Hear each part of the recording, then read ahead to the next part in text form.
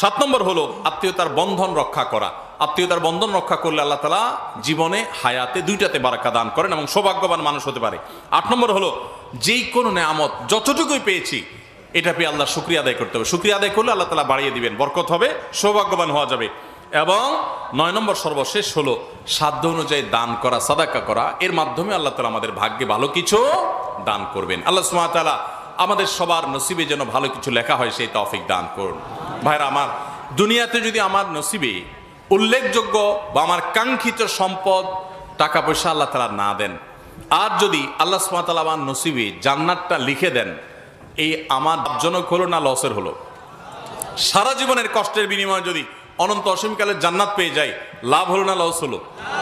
অতএব আল্লাহ সুবহানাহু ওয়া তাআলার কাছে সৌভাগ্যবান মানুষের কাতারে শামিল হওয়ার জন্য তাকওয়া অবলম্বন করতে থাকা, নেক আমল করতে থাকা। আল্লাহ সুবহানাহু ওয়া তাআলা বলেছেন, মান আমিলা সালিহাম মিন যাকারিন আও উনসা ফালানুহইয়ান্নাহু হায়াতান তাইয়্যিবা।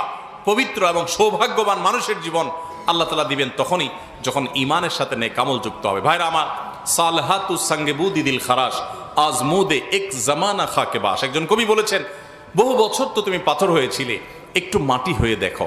দুনিয়া খাই খাই বহু করেছি আমরা, আসুন একটু আল্লাহর গোলামি করতে শিখি, চোখের পানি ফেলতে শিখি, তওবা ইস্তেগফার করতে শিখি, আল্লাহমুখী হয়ে যাই, দুনিয়ার চাহিদাকে ছুঁড়ে ফেলে দেই, চাহিদা একদম জিরো করে ফেলি। আমি শপথ করে বলতে পারি আপনি সৌভাগ্য নিজের চোখে দেখতে পাবেন ইনশাআল্লাহ।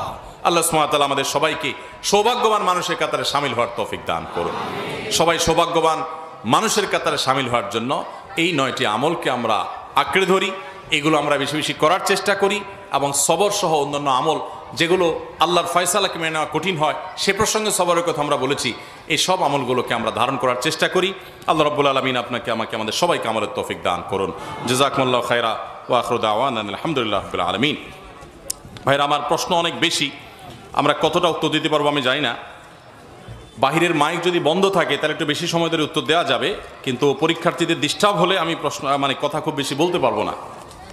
মাইকটা কি বন্ধ হয়েছে মাইকেলা ভাই, বা কমানো গেছে ভাই? বাইরের ভলিউম কমানো গেছে? বাইরে মাইক দেন নাই? মাশাআল্লাহ, খুব ভালো, খুব ভালো, একটা আদর্শ মাহফিল এটা। এই যা সাউন্ডের দিক থেকে একটা আদর্শ মাহফিল যে বাহিরের মাইক দেওয়া হয় নাই, আলহামদুলিল্লাহ। এই জন্য কর্তৃপক্ষকে আমি স্যালুট জানাই যে তারা মাহফিল প্যান্ডেলের মধ্যে সীমাবদ্ধ করে রেখেছেন। দেখুন, মাইক দূর দূরান্ত পর্যন্ত দিয়ে জোর করে ওয়াজ শোনার নাম ইসলাম না। আমাকে এক সাবেক সংসদ সদস্য বলেছেন, ভাই উনি এমনি 5 ওয়াক্ত নামাজি মানুষ, হালাল হারাম মানার চেষ্টা করেন। আমাকে বললেন যে ভাই, আমার এলাকায় যত গ্রুপ আছে হুজুরদের, সব